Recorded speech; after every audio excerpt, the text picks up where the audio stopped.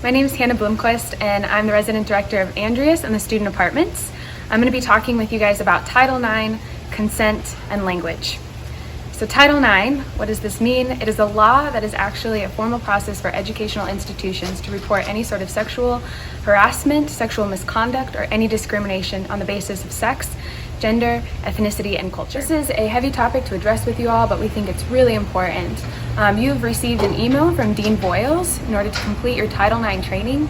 If you have not done so, you need to do so in order to complete your registration. Again, this is something that we really value, so if you have not done it, we would ask that you'd complete that. So like I said, under Title IX is sexual misconduct. Sexual misconduct is the commission of a sexual act, whether by a stranger or a non-stranger, regardless of the gender of the party, which occurs without an indication of consent.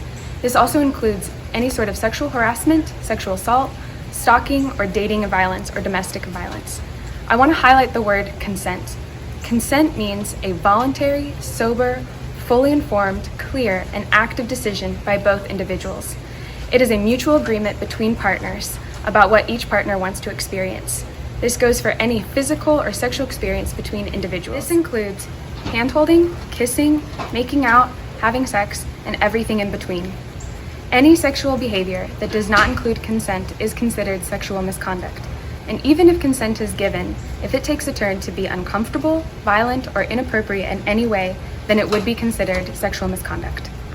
All of our information regarding sexual misconduct and Title IX is found on the Covenant website.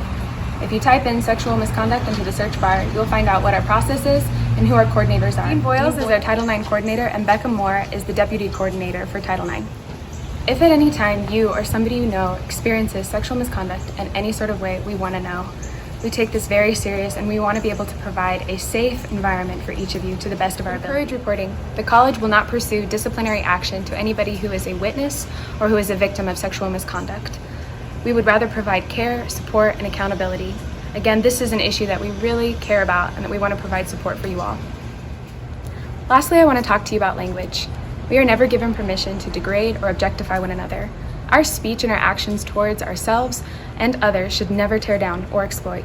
We should never be speaking about any male or female in a sexually inappropriate or debasing manner, not even in a joking manner.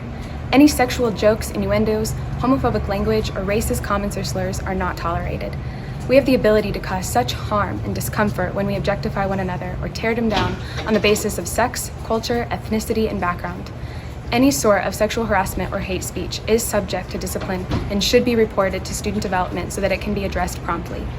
We want this to be a place that regards people as image bearers and as sacred and holy.